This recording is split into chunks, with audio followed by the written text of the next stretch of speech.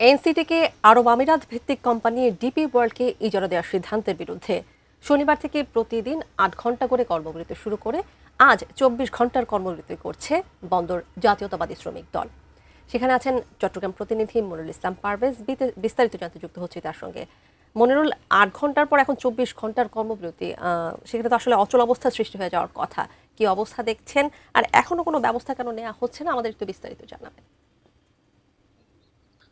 তানিয়া, প্রথমে জানিয়ে রাখি যে ডিপি ওয়ার্ল্ডকে যে দেওয়া হচ্ছে বন্দরটি এনসিটি, সেটি নিয়ে বন্দর রক্ষা পরিষদের পক্ষ থেকে আসলে যে আন্দোলনটি করা হচ্ছে, প্রথমে তারা ৮ ঘণ্টা করে কর্মসূচি দিয়েছিল, কিন্তু আজকে তারা ২৪ ঘণ্টা কর্মসূচি দিয়েছে। তবে এটি আমরা এখানকার যে প্রশাসনিক কর্মকর্তা আছে তাদের সাথে কথা বলার চেষ্টা করেছি। তবে তারা একটি পদক্ষেপ নিয়েছিল যে বন্দর রক্ষা পরিষদের ১৫ জন কর্মকর্তা কর্মচারীকে তারা স্ট্যান্ড রিলিজ করেছে, কাউকে মোংলায় এবং কাউকে পানগাঁওতে। তো আসলে তাদের যে আন্দোলন, সেই আন্দোলনে মোটামুটি বন্দরের ভিতরে কার্যক্রম একদম বন্ধই রয়েছে, যেহেতু গত ৩ দিন ছিল ৮ ঘণ্টা করে, আজকে চতুর্থ দিনে এসে ২৪ ঘণ্টা। তো আমরা এখানকার বন্দর রক্ষা পরিষদের যিনি সমন্বয়ক, আমরা হুমায়ুন কবির ওনাকে পেয়েছি, আমরা একটু ওনাকে যুক্ত করে নিই। আচ্ছা, আপনি তো বন্দর রক্ষা পরিষদের সমন্বয়ক হিসেবে আছেন, আসলে মূল আন্দোলনটা আপনারা কতক্ষণ চালিয়ে যাবেন আর কি মনে করছেন? আসলে কোনো ক্ষতি হচ্ছে কিনা দেওয়ার কারণে? আসলে ডিপি ওয়ার্ল্ডকে দেওয়ার কারণে ক্ষতি হচ্ছে বলেই আমরা আন্দোলন করে যাচ্ছি। আন্দোলনের জন্য ক্ষতি হচ্ছে, যে ক্ষতিটুকু হচ্ছে, এই ক্ষতির জন্য চট্টগ্রাম বন্দর কর্তৃপক্ষের চেয়ারম্যান, বিডার প্রধান নির্বাহী এবং চেয়ারম্যান জনাব আশিক চৌধুরী ওনারাই দায়ী।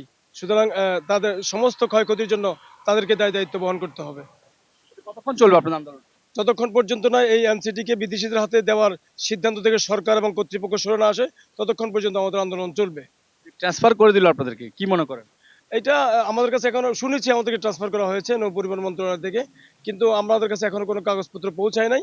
সুতরাং যতক্ষণ পর্যন্ত কাগজপত্র পৌঁছায় না, সেখানে আমাকে ট্রান্সফার করা হয়েছে, কোথায় কি করা হয়েছে, এমনকি আমাকে পানগাতে ট্রান্সফার করা হয়েছিল শুনেছিলাম, সেই কাগজপত্র আমার কাছে পৌঁছে নাই।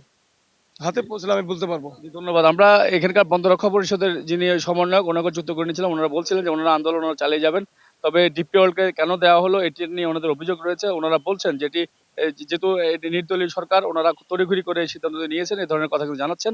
তবে সর্বোপরি আসলে বন্দরের ভিতরের যে অবস্থা, এখন কোনোভাবেই ওঠানামা থেকে অন্যান্য সব কার্যক্রম, অর্থাৎ বন্দর একটির সাথে একটি জড়িত, অর্থাৎ কোনো একটা জায়গায় যদি একটি কাগজ আটকে যায়, সেটি পর্যায়ক্রমে সব জায়গায় আটকে যায়। তা এখনকার যে অবস্থা রয়েছে, তো এটি আসলে সর্বশেষ যে পরিস্থিতি, সেটি কিন্তু বন্দর এখন এক প্রকার বন্ধই বলা চলে, অর্থাৎ ভিতরের কার্যক্রম সবকিছু বন্ধ রয়েছে। আর একটা জিনিস জানিয়ে রাখি যে এখানে কেপিআই, যেহেতু এই এলাকাটি পুলিশের পক্ষ থেকে এখানে সেই ১ মাসের জন্য সভা সমাবেশ কিন্তু নিষিদ্ধ করা হয়েছে। তো আর আমরা একটু আপনার মাধ্যমে আর দেখাচ্ছি যে পিছনে কিন্তু আন্দোলনও চলছে, সেটিও একটু দেখিয়ে শেষ করতে চাই। ওনাদের যে শ্রমিক যে আন্দোলন বন্দরের, আমরা ৪ নম্বর গেটের মুখে রয়েছি, সেই আন্দোলনটি কিন্তু ওনারা চালিয়ে যাচ্ছেন এবং ওনারা একটা স্লোগানও দিচ্ছেন, সেটি দেখিয়ে আমি শেষ করব।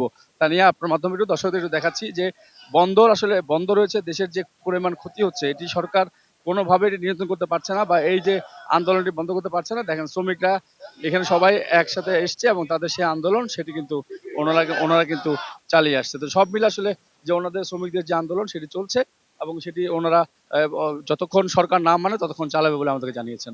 তানিয়া।